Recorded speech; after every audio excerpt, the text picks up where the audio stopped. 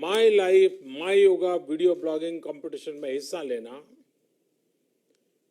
इस बात को दिखाता है कि योग के प्रति उत्साह कितना बढ़ रहा है, कितना व्यापक है। साथियों, इस साल अंतर्राष्ट्रीय योग दिवस की theme yoga at home and yoga with family ये तय हुई है। आज हम सब सामूहिक कार्यक्रमों से दूर रहकर घर में ही अपने परिवार के साथ मिलकर योग कर रहे हैं। बच्चे हो, बड़े हो, युवा हो, परिवार के बुजुर्ग हो, सभी जब एक साथ योग के माध्यम से जुड़ते हैं तो पूरे घर में एक ऊर्जा का संचार होता है। और इसलिए इस बार का योग दिवस, अगर मैं दूसरे शब्दों में कहूं तो ये भावात्मक योग का भी दिन है। हमारी फैमिली बॉन्डिंग को भी बढ़ाने का दिन है। साथियों, कोरोना पैंडेमिक के कारण आज दुनिया योग की जरूरत को पहले से भी अधिक गंभीरता से महसूस कर रही है। अगर हमारी इम्यूनिटी स्ट्रांग हो तो हमें इस बीमारी को हराने में बहुत मदद मिलती है। इम्यूनिटी को बढ़ाने के लिए योग की अनेक विधियां हैं, अनेक प्रकार के आसन हैं। वो आसन ऐसे हैं जो हमारे शरीर की स्ट्रेंथ को बढ़ाते हैं, हमारे मेटाबॉलिज्म उसको शक्तिशाली करते हैं। लेकिन कोविड-19 वायरस खासतौर पर हमारे श्वसन तंत्र यानी कि रेस्पिरेटरी सिस्टम पर अटैक करता है। हमारे रेस्पिरेटरी सिस्टम को स्ट्रांग करने में जिससे सबसे ज्यादा मदद मिलती है वो है प्राणायाम। प्राणायाम यानी एक प्रकार से ब्रीथिंग एक्सरसाइज है।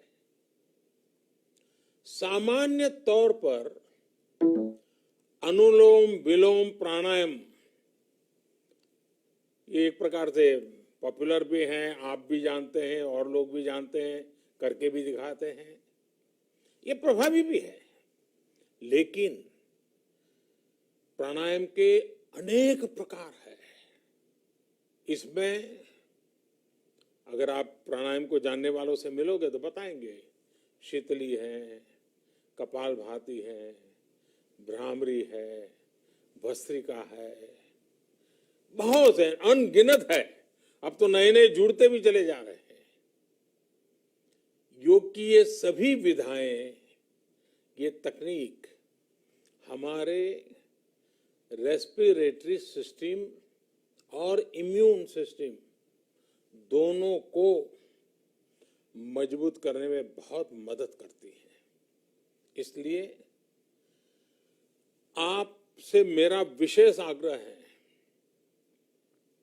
आप आसन करते हो, एक्सरसाइज करते हो, जो भी करते हो जरूर करें, लेकिन आप प्राणायाम को अपने डेली अभ्यास में जरूर शामिल करिए।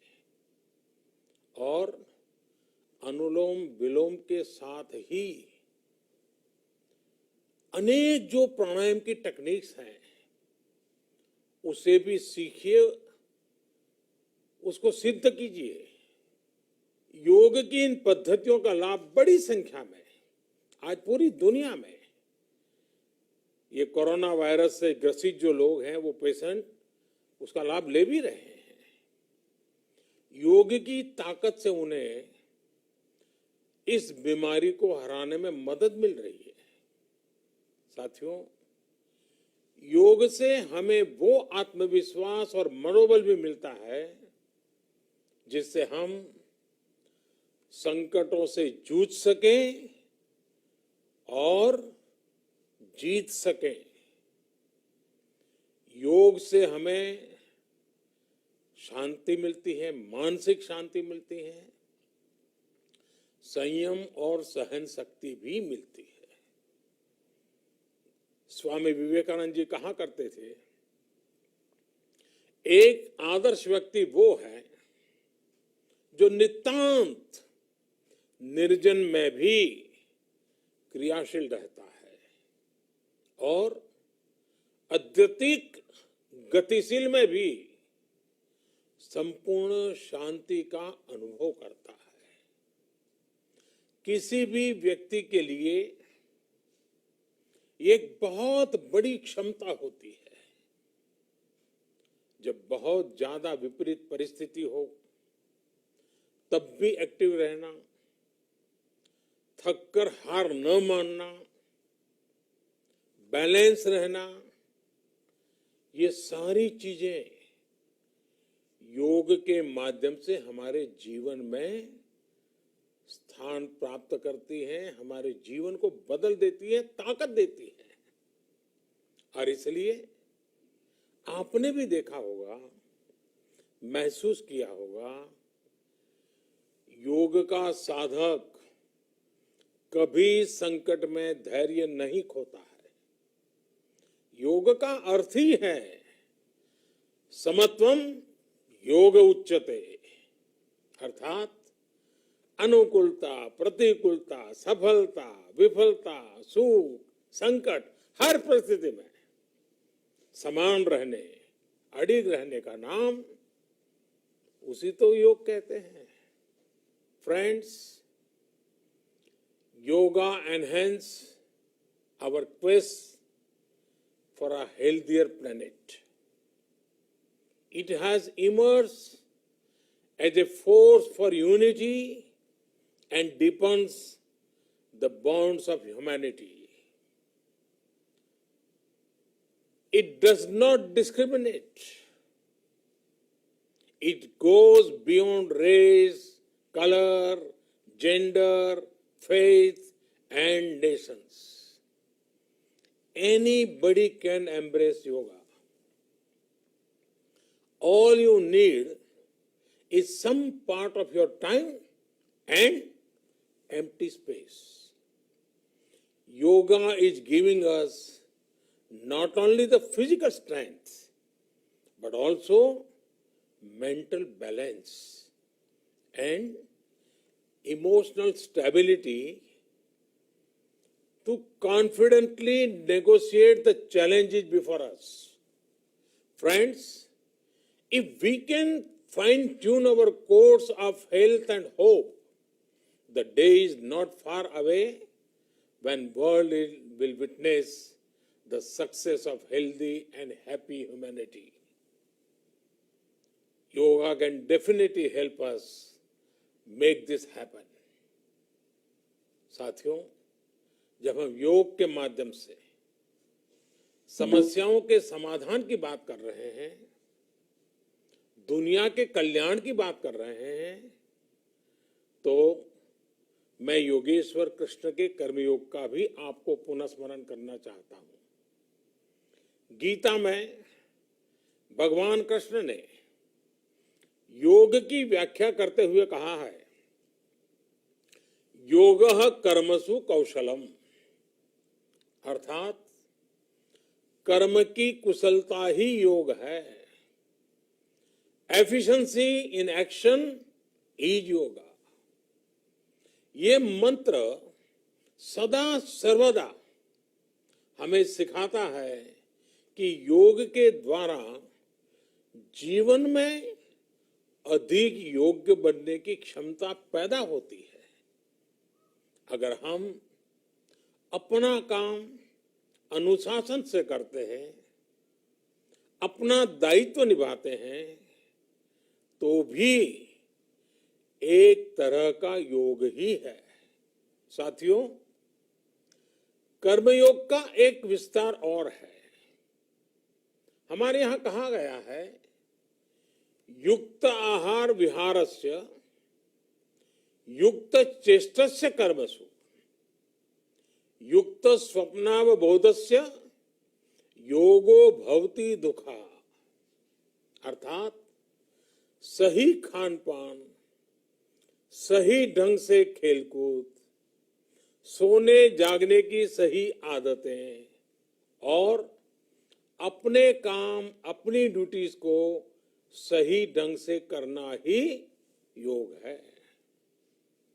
इसी कर्मयोग से हमें सभी तकलीफों और समस्याओं का समाधान मिलता है। इतना ही नहीं, हमारे यहां निष्काम कर्म को बिना किसी स्वार्थ के सभी का उपकार करने की भावना को भी कर्मयोग कहा गया है। कर्मयोग की ये भावना भारत के रग रग में रची बसी है। जब भी जरूरत पड़ी, भारत के इस निस्वार्थ भाव को पूरी दुनिया ने अनुभव किया है। साथियों, जब हम योग से चलते हैं, कर्मयोग की भावना से चलते हैं, तो व्यक्ति के तौर पर, समाज के तौर पर, देश के तौर पर हमारी शक्ति भी कई गुना बढ़ जाती है। आज हमें इसी भावना से संकल्प लेना है। हम अपने स्वास्थ्य के लिए, अपनों के स्वास्थ्य के लिए हर संभव प्रयास करेंगे। एक सजग नागरिक के रूप में हम परिवार और समाज के रूप में एकजुट होकर आगे बढ़ेंगे। हम प्रयास करेंगे कि yoga at home and yoga with family को अपने जीवन का हिस्सा बनाएं। ये सिर्फ एक दिन के लिए नहीं होना चाहिए।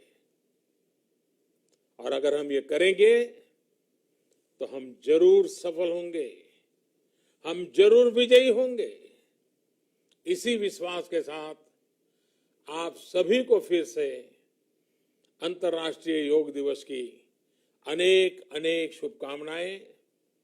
लोकाः समस्ता सुखिनो भवन्तु। ओम।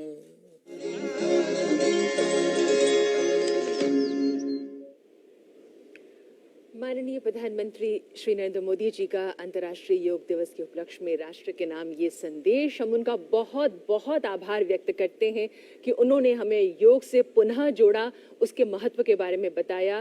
ह्यूमैनिटी, कम्युनिटी, ह्यूमैनिटी, इसकी उन्होंने बात की कि योग जो है वो हम कर्म की कुशलता की जब बात करते हैं तो जीवन में आगे का हमारा मार्ग स्वतः प्रशस्त होता जाता है। बिल्कुल, माननीय प्रधानमंत्री नरेंद्र मोदी जी खुद एक योगी हैं, योग साधक हैं